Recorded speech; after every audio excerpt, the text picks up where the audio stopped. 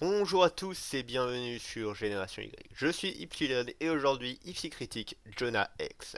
Jonah X est un film adapté d'une BD DC Comics euh, racontant l'histoire de Jonah X, un cow-boy qui a perdu toute sa famille tué par un méchant interprété par John Malkovich.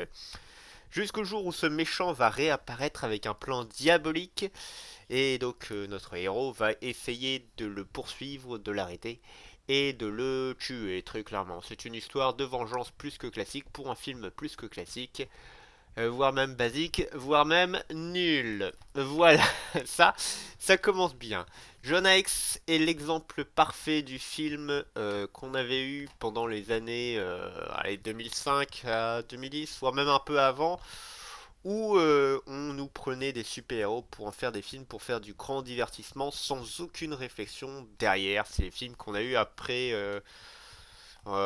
Spider-Man 3 et puis X-Men 3, certains considèrent qu'ils en faisaient même partie, avec des trucs comme Green Lantern, comme Ghost Rider, comme même je dirais Wolverine Origins, hein.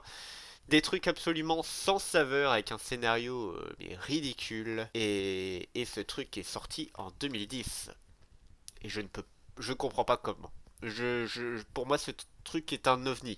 En 2008 sortait Iron Man, qui avec un scénario cool, intelligent, et qui se foutait pas de notre gueule. Jonah X, excusez-moi, c'est clairement du foutage de gueule. Au niveau des acteurs, Josh Brolin nous fait un Clint Eastwood pas intéressant du tout.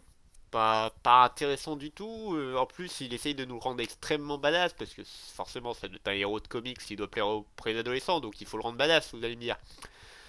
Sauf qu'un héros badass, c'est cool quand il est pas à terre en fait. Le principe même du héros badass, c'est qu'il perd jamais, c'est qu'il arrive toujours la classe. C'est pas du tout le cas de celui-ci, puisque à un moment il s'en prend quand même plein la gueule et personnellement, moi j'avais presque pitié de lui. Il y a John Malkovich en tant que méchant. John Malkovich, c'est quelqu'un que j'aime bien, mais je trouve qu'il a joué quand même dans pas mal de navets, hein. Et là, bah, c'est un peu le cas. Euh, et également Michael Fassbender qui fait un rôle de sous-fifre et qui le joue très très bien, qui est très fort sympathique, qui est très très drôle. Euh, Plutôt cool, ça doit être les débuts de sa carrière.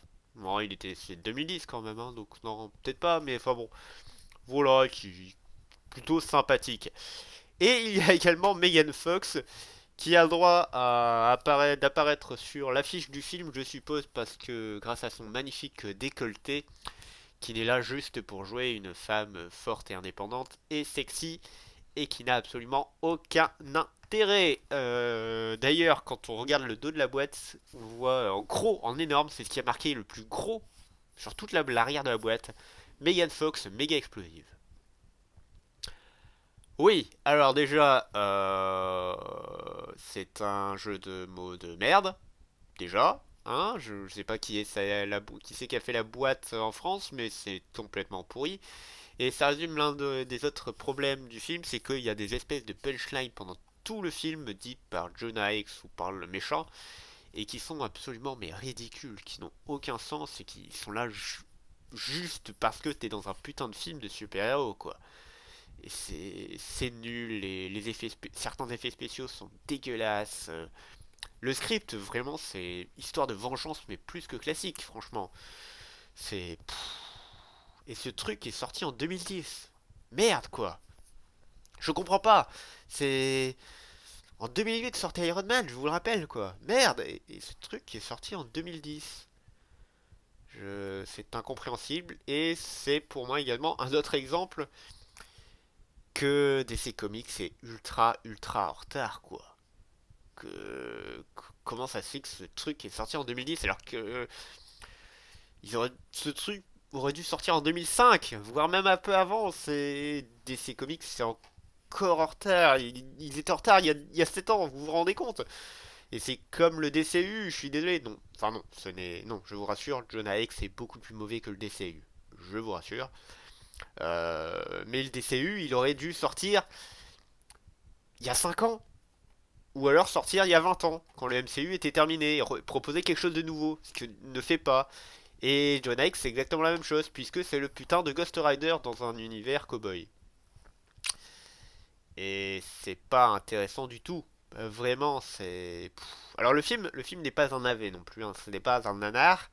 On sent qu'il y avait certaines bonnes intentions. Il y a certains plans qui sont plutôt jolis. Je pense que le réalisateur avait des vraies inspirations, mais que les producteurs et les monteurs n'en avaient rien à foutre et qui voulaient vendre ça à des adolescents prépubères qui n'avaient aucune intelligence.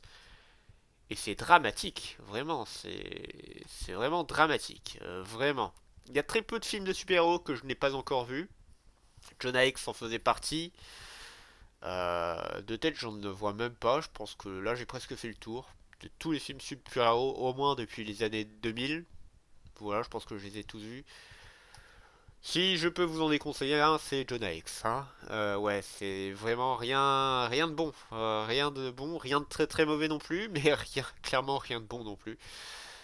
Par contre, si vous voulez voir toujours les miches et les seins de Megan Fox, bah foncez, hein, vous allez aimer, ça c'est sûr et certain. Bref, je vous fais plein de bisous, plein de câlins et je vous dis à la prochaine.